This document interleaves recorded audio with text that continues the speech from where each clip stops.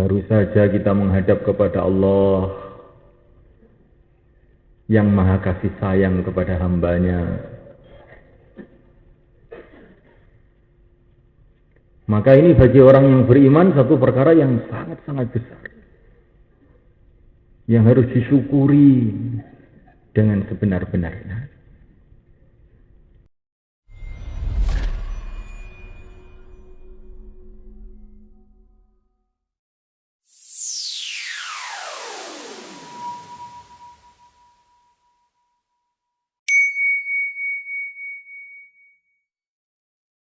Assalamualaikum warahmatullahi wabarakatuh.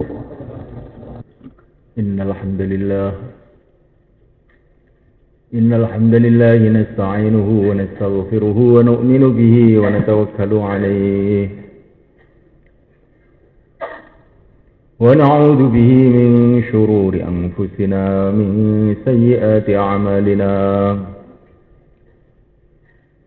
من يهديه الله فلا مضل له ومن يضلل فلا هادي له. أشهد أن لا إله إلا الله وحده لا شريك له وأشهد أن سيدنا ومولانا وحبيبنا محمدا عبده ورسوله. اللهم صل وسلم وبارك عليه وعلى آله وأصحابه والتابعين لهم إلى يوم القيامة. أما بعد، فقد قال تعالى في كتابه الكريم: إن الذين قالوا ربنا الله ثم استقاموا تتنزل عليهم الملائكة ألا تخافوا ولا تحزنوا وأبشروا بالجنة التي كنتم توعدون. نحن أولياؤكم في الحياة الدنيا وفي الآخرة ولكم فيها ما تشتهي أنفسكم ولكم فيها ما تدعون نزلا من غفور رحيم. ومن أحسن قولا ممن دعا إلى الله وعمل صالحا وقال إنني من المسلمين.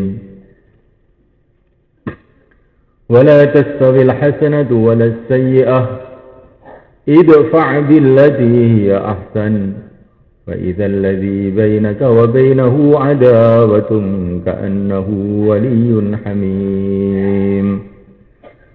وما يلقاها إلا الذين صبروا وما يلقاها إلا ذو حظ عظيم.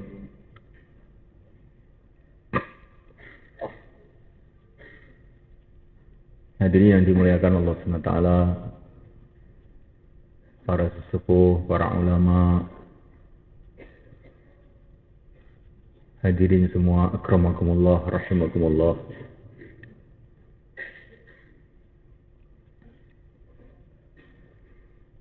Kita bersyukur kepada Allah SWT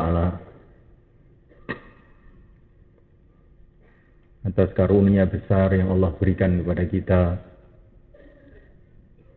Baru saja Allah Subhanahu wa Ta'ala mengizinkan kita untuk menghadap langsung ke hadirat Allah dengan sholat maghrib dengan secara berjamaah.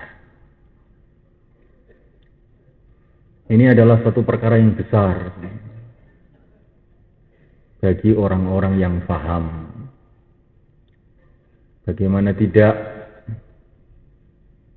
baru saja kita menghadap Allah Jalla Jalaluhu, pencipta alam semesta, raja segala raja, penguasa bumi, penguasa langit, pemilik dunia, pemilik akhirat, yang menentukan seluruh nasib kita, nasib keluarga kita, nasib negara kita, nasibnya raja-raja, nasibnya rakyat, nasibnya orang kaya, nasibnya orang miskin, nasibnya jin, nasibnya manusia, nasibnya malaikat Allah Subhanahu wa ta'ala. Tidak ada perkara yang bergerak di langit, di bumi, dalam diri kita maupun di luar diri kita, kecuali dikontrol oleh Allah, dikuasai oleh Allah, ditentukan oleh Allah, dikendalikan oleh Allah. Bila seluruh manusia berkumpul menjadi satu untuk memindahkan satu biji zarrah dari satu tempat ke tempat yang lain, tanpa pertolongan Allah mereka tidak akan bisa.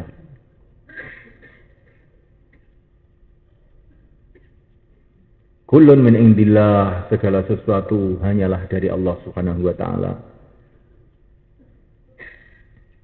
Baru saja kita menghadap kepada Allah yang Maha Rahman, yang Maha Rahim, yang Maha Kaya, yang menciptakan alam semesta dengan kun, jadilah maka jadi. Baru saja kita menghadap kepada Allah yang Maha kasih sayang kepada hambanya. Maka ini bagi orang yang beriman satu perkara yang sangat-sangat besar, yang harus disyukuri dengan sebenar-benarnya. Kemudian semulaikan Allah Ta'ala, kita ditolong lagi oleh Allah untuk berzikir macam-macam zikir. La ilaha illallah wahdahu la syarikalah, lahul mulku wa lahul hamdihi wa yumit wa huwa ala kulli syai'in qadir. Yang dikatakan oleh yang mulia baginda Nabi sallallahu alaihi wasallam, barang siapa zikir demikian 10 kali, maka Allah akan kirimkan satu pasukan malaikat yang bersenjata yang akan menjaga dia sampai pagi. Kalau dia baca habis subuh, dikirim pasukan malaikat bersenjata sampai waktu maghrib. Ini satu perkara besar. Kemudian kita ditolong untuk membaca tasbihat, subhanallah, alhamdulillah, Allahu Akbar, 33, 34. Yang ini akan mencuci kotoran-kotoran dosa dari diri kita. Kita ditolong oleh Allah SWT untuk sholat berjamaah. Sholat 2 rakaat saja kalau kita tahu hasilnya nanti pada hari kiamat, maka kita tidak akan bisa melupakannya. Kalau kita dikasih umur 1000 tahun pun tidak cukup untuk mensyukurinya. Karena sholat 2 rakaat lebih mahal dari dunia dengan segala isinya.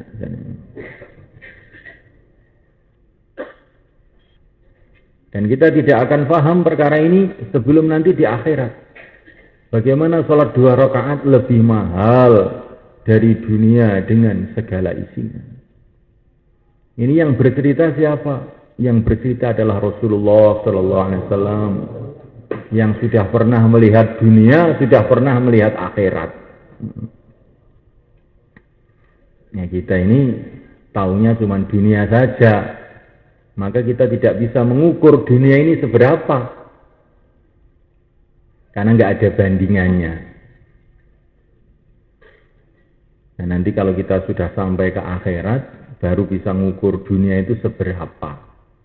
Ternyata setelah diukur-ukur, cocok apa yang dikatakan Nabi, dunia seisinya tidaklah lebih melebihi sayap nyamuk, katanya. Ini kalau kita ukur nanti di akhirat. Dunia yang diperebutkan oleh manusia, yang dibangun bertahun-tahun oleh manusia, teknologi-teknologi yang dibangga-banggakan oleh negara-negara, ternyata sampai di akhirat dihitung-hitung nilainya berapa? 1 sayap nyamuk. Kita tidak akan bisa paham oleh karena Ta'ala dengan sebenar-benarnya perkara ini sebelum kita ini sampai nanti di akhirat. Sabda Nabi ternyata benar adanya 100%. Kalau di sini ya kita bisa paham, tapi pahamnya tidak bisa 100%. Seumpama kita paham 100%, 50% saja, kita akan gembira meledak-ledak. Mungkin jantung kita akan pecah karena gembira. Hadirin dimuliakan Allah Subhanahu wa taala. Ini salat 2 rakaat, belum lagi nilainya salat jamaah lebih besar lagi. Kalau sholat jamaah itu dengan 2 orang, maka pahalanya akan dilipatkan 27 tingkatan. Nah kalau yang sholat 3 orang, maka lebih banyak lagi. Kalau 4 orang, lebih banyak lagi. Kalau 1000 orang sholat, 2000 orang, bagaimana derajat sholat kita ini?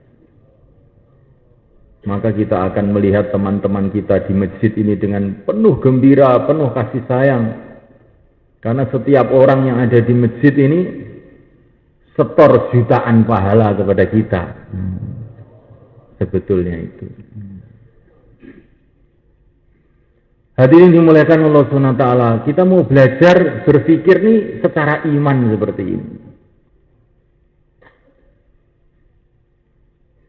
Berpikir secara iman. Bukan berpikir hanya sekedar menurut pandangan mata.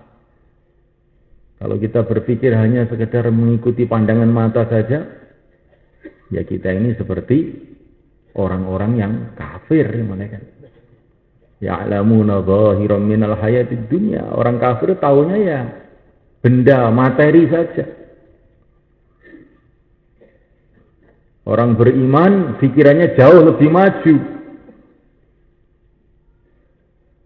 Berpikir menurut berita para nabi, para rasul. Berpikir menurut berita dari pencipta alam semesta ini. Menilai apa-apa mengikuti penilaian penciptanya. Yang bisa menilai yang sebenarnya itu siapa? Penciptanya. Allah Subhanahu wa ta'ala. Yang penilaian ini dibawa oleh utusan-utusan Allah, para nabi, para rasul. Yang terakhir baginda Muhammad alaihissalam. Diriwayatkan oleh para ulama-ulama sampai kepada kita. Inilah penilaian yang benar 100%. Kalau penilaian manusia, ini banyak kelirunya. Nah, mulai kan otak penilaian yang hasil dari otak manusia itu banyak kelirunya. Yang kemarin dikira besar ternyata kecil. Yang dikira kecil ternyata besar. Beribu-ribu tahun manusia itu menganggap bahwa matahari itu kecil, 1 piring saja. Tapi setelah lama, sekian lama tertipu dengan mata ini, setelah otak manusia tambah maju, mereka baru sadar. Ternyata mereka telah ditipu oleh matanya. Ternyata matahari itu besar sekali. Nah, mulaikan Allah Ta'ala. Ini bagaimana penilaian mata ternyata keliru. Setelah sekian lama manusia ditipu, akalnya manusia bertambah, ilmunya bertambah, ternyata matanya keliru. Begitu juga malaikat Allah Ta'ala penilaian akal manusia ini. Akal itu cuma 1 liter saja. Maka nanti pada hari kiamat banyak yang terkejut. Dikira sholat itu barang biasa. Ternyata barang luar biasa. Ternyata zikir itu perkara besar. Ternyata agama itu perkara yang sangat-sangat penting. Kalau di dunia ini ya kebanyakan manusia, kebanyakan akal manusia menganggap agama ini ya penting gitu, tapi bukan sangat-sangat penting itu enggak. Ya penting. Ngarene agama wis semrawut. Nah. Jadi agama ini sekedar kayak bumbu saja. Kalau nggak ada agama itu nggak enak gitu tak. Tetapi semulaikan Allah Ta'ala, kalau orang berpikir lebih maju lagi, berpikir mengikuti arahan para nabi, para rasul, agama ini bukan perkara penting, perkara yang sangat-sangat penting, bahkan perkara yang terpenting, bahkan tidak ada perkara yang lebih penting daripada agama. Karena agama inilah yang akan mendatangkan ridho Allah kepada kita. Bila kita amalkan, yang akan mendatangkan murka Allah bila kita tinggalkan. Jadi ini mulaikan Allah SWT, kemudian Allah memberikan karunia lagi kepada kita, karunia yang lebih besar lagi, yaitu kita duduk dalam majelis fikir,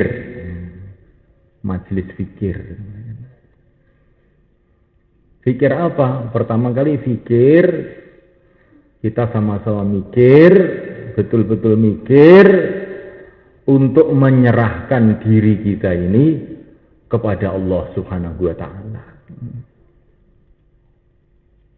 Sebagaimana yang kita ucapkan dalam sholat tadi, inna sholati wa nusuki wa mahyaya wa mamati lillahi rabbil alamin. Kalau kita ini sudah menyerahkan diri kita total kepada Allah, barulah diri kita ini menjadi barokah. Baru diri kita ini menjadi bernilai. Kalau diri kita ini kita serahkan kepada Allah SWT. Sebagaimana diisyaratkan dalam Al-Quran, kata para ulama, lihatlah tongkat Nabi Musa, sebuah kayu kering yang tidak ada nilainya apa-apa.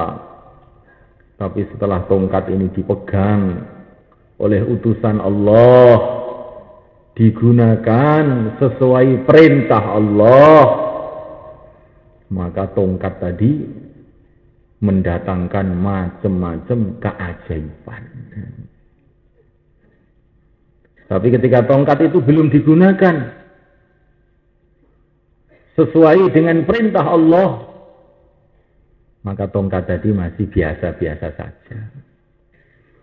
Ya tongkat gitu aja. Tapi ketika tongkat itu digunakan untuk perintah Allah, hei Musa, pukulkanlah tongkatmu ke lautan, maka lautan langsung jadi jalan tol. Hei Musa, lemparkanlah tongkat itu ke tukang sihir, maka tukang sihir berubah jadi wali-wali.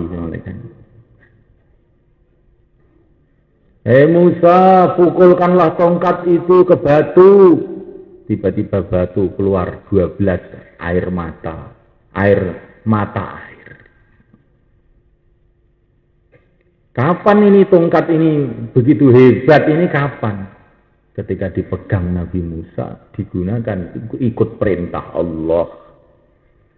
Nah kita ini begitu juga kan, diri kita ini sudah nggak ada harganya apa-apa.